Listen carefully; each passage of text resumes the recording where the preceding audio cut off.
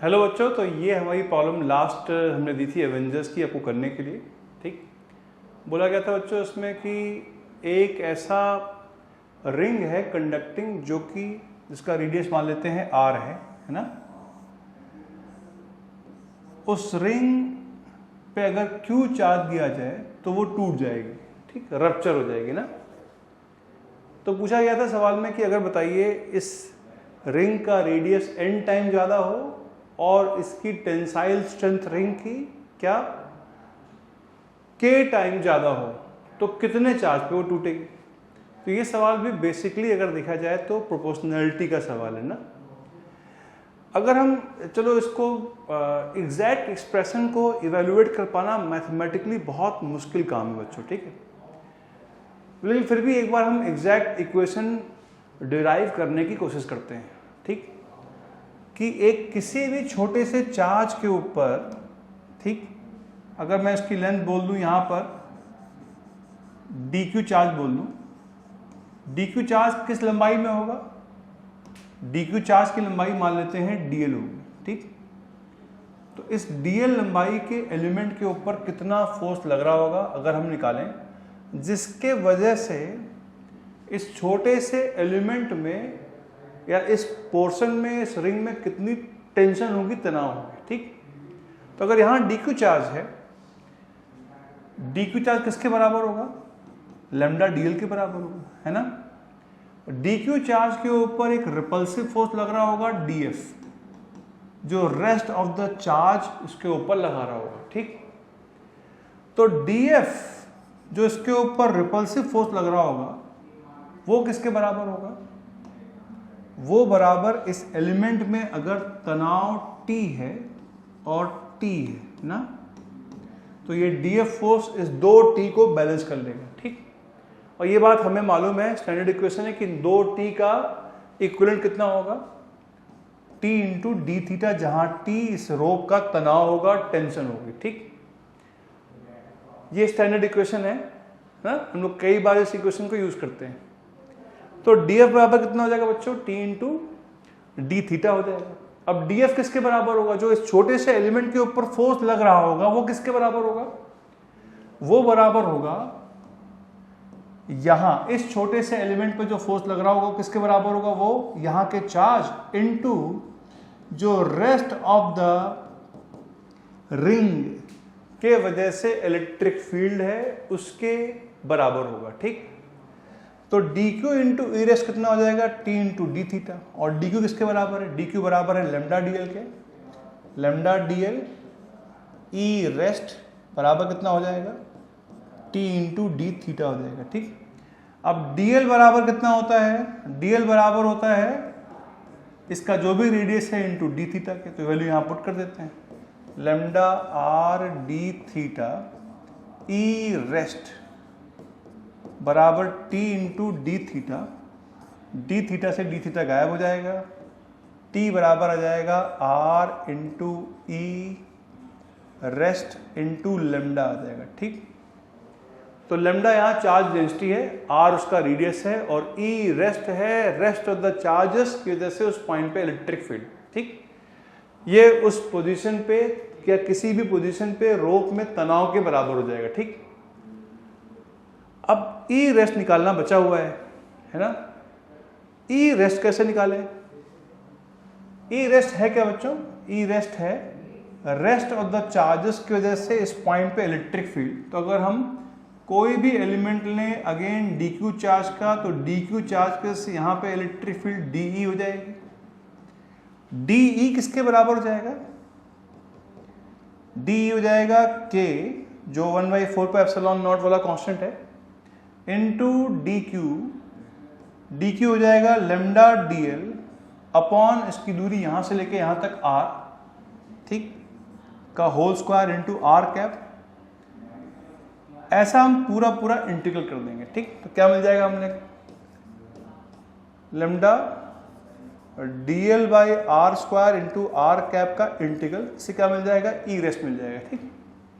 अब देखो ये इंटीग्रल कर पाना पॉसिबल नहीं है ना, ये मैथमेटिकली बहुत ही कॉम्प्लेक्स इंटीग्रल होगा और इस इंटीग्रल में भी हम लोगों को क्या करना पड़ेगा, इस इंटीग्रल में भी हम लोगों को फिर इसका कंपोनेंट का सम करना पड़ेगा ना, इस डायरेक्शन में कंपोनेंट को ऐड करना पड़ेगा बाहर की तरफ। लेकिन कोई दिक्कत की बात नहीं, हम कुछ चीजें इस रिजल्ट के बारे में बिना इंटीग्रेशन किए भी डिड्यूस कर सकते हैं। जैसे हम ये बोल सकते हैं भाई k कांस्टेंट है, लैम्डा कांस्टेंट है, dl क्या है, लेंथ है, और r स्क्वायर क्या है, लेंथ है। तो अगर dl बाई आर स्क्वायर आप करोगे तो आपको 1 बाई लेंथ ही मिलेगी ना डायमेंशन में।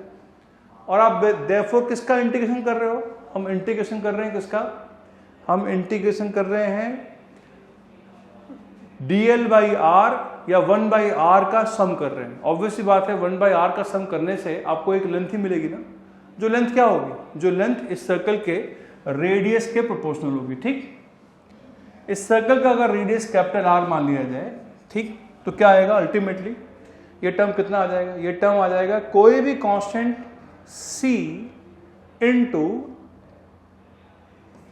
c बाई आर आ जाएगा।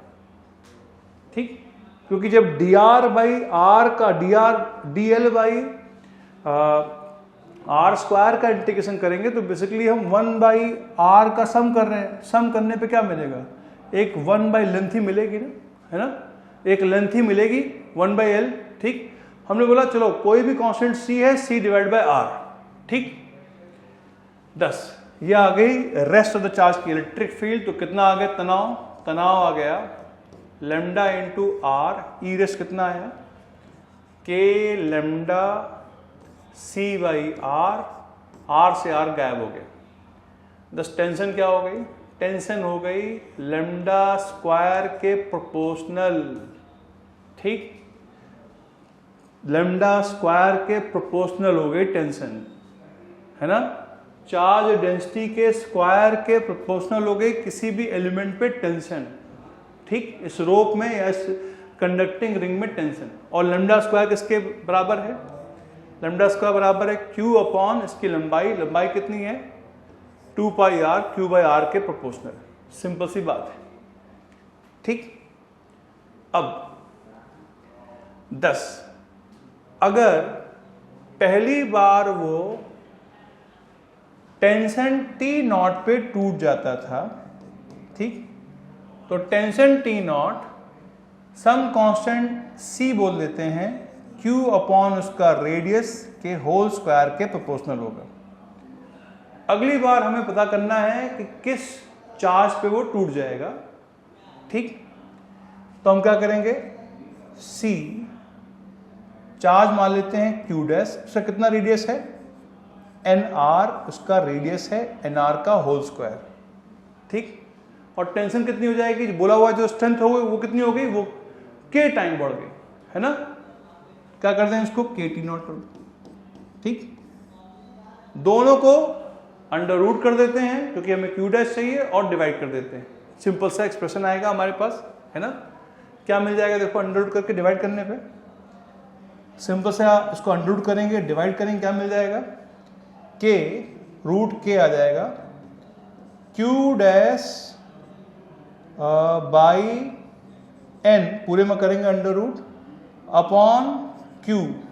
ठीक, क्योंकि देखो यहाँ N इसका भी स्क्वायर, तो पूरे के जब करेंगे अंडर रूट तो क्या आ जाएगा, ये अंडर रूट यहाँ करेंगे तो यहाँ पे रूट K आ जाएगा और बाकी जो टर्म हमारा सब कैंसिल हो जाएगा ना, सिर्फ क्या बचेगा, सिर्फ रूट K बचेगा और यहाँ फैक्टर N बचेगा। तो Q डैश बाई N, तो Q डैश कितना आ जाएगा, Q डैश आ जाएगा NQ इंटू रूट K।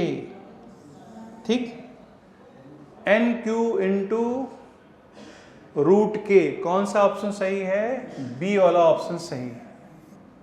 ठीक, QN इंटू रूट K मतलब इस चार्ज से कम होगा तो वो टूट जाएगा। ठीक, तो ये सवाल भी बेसिकली प्रोपोर्शनैलिटी के ऊपर बेस है ना।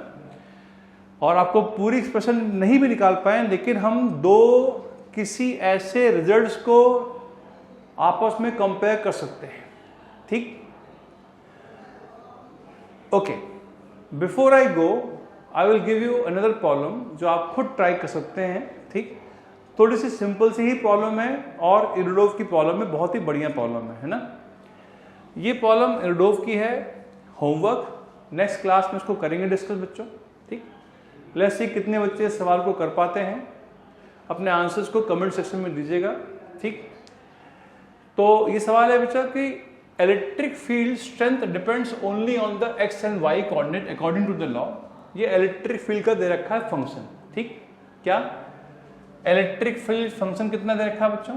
ए कोई कांस्टेंट है X I cap plus Y J cap upon X square plus Y square.